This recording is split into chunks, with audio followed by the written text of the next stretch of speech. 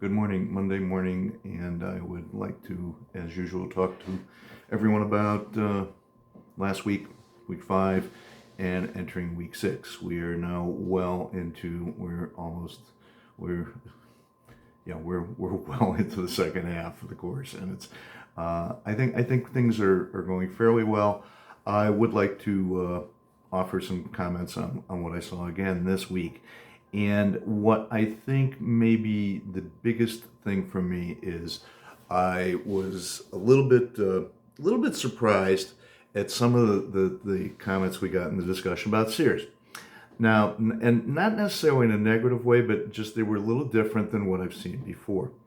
And one of the things I noticed this time around was that some of people's ideas were just, I will call them a little bit limited and not really fully in touch with the realities of the situation.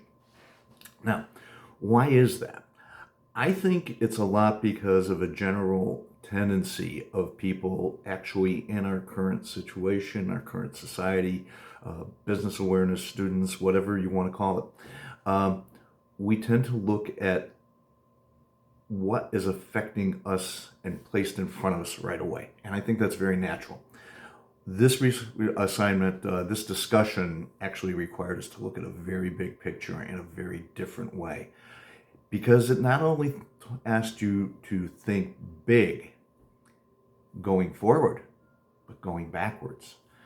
Because in Sears, what we had was an example of a company that missed strategic points and strategic opportunities along the way, and missed them to the extent where the company began to, and finally, for many people, really has ceased to provide value. And so that we're in a very rare situation where, as some of you correctly identified, a company generally can recover at least some of its former status or former success by going back to doing what it does well. But Sears had missed that boat, and that boat had left so long ago that we were talking about a need for a total revolutionary change and a lot of resources. And what I was a little surprised to see was that people were thinking about the change, and they were thinking about incremental change type things, and even at that level, not considering the resources that would be necessary. And that's something when I asked for in a previous video, I'd asked people, please try to be realistic about this. That's where I say not the realism wasn't there. I think it wasn't a digging into the complete current situation, understanding what we had, and understanding that the change ideas have to be also based in the ability to execute them. It's the kind of thing as a strategy is a plan for the future, right? A vision is a picture of the desired future condition, but they also need to be tempered by maybe not reality in the way I've just been using it, but by possibility. Could this really happen? And for that to be affected, we need to understand constraints. And in many cases, I didn't think I saw that fully. So it's something I'm encouraging people to do. Look beyond what the question asks. And also, in another way, too, look beyond what the question asks. And this is more a pedagogical comment, but I will fully admit that the question of the discussion, the way it was written, encouraged you to come up with a solution for Sears right now. Come up with some suggestions. This is what we should do. But at the level, of course, that we're at, in the 400 level, I think a legitimate answer to that question was, or would be, I don't see how this can be done. And on prompting, several people did go that way. My encouragement to you is don't wait for somebody to prompt you in that direction. If you think that's the answer, let's talk about it right away. Let's initiate that discussion. You initiate the discussion. I do not have all the answers, and nor does the textbook, nor do news reports, nor do journals, nor do anything like that. If you think the suggestion of the question is not something that's achievable, Start off your discussion with that. Go right ahead.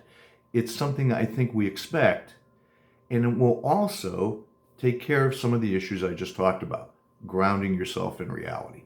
So we're going to go ahead this week into a very similar area. Last week in the text and in the materials, we tried to talk about reasons for resistance to change, reasons for changing, theories of change, how those work.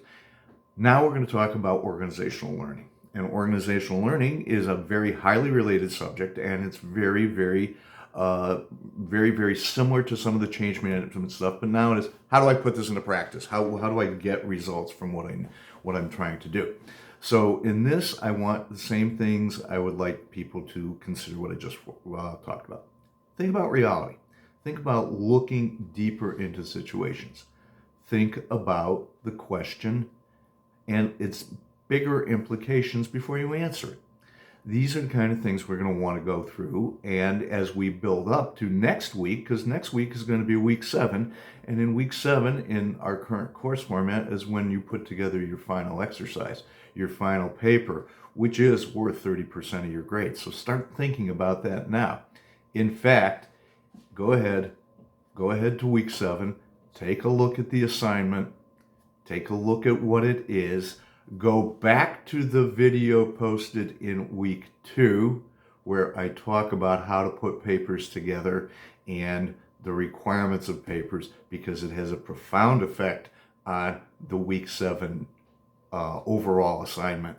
And if you've got questions, it's now week 6. Ask the questions now, and we will have much better results, I'm sure. So thank you again for taking some time to watch the video today. As I said last week, a lot of people aren't taking advantage of this, and I'm going to try to make sure, maybe announce it a couple of times or something like that, to see if we can get this up a little bit, because it's the easiest way for me to explain some of these things to the entire class and hopefully put them in a position where you can take advantage of them. Okay, thank you again, and good luck the rest of the week. Thank you.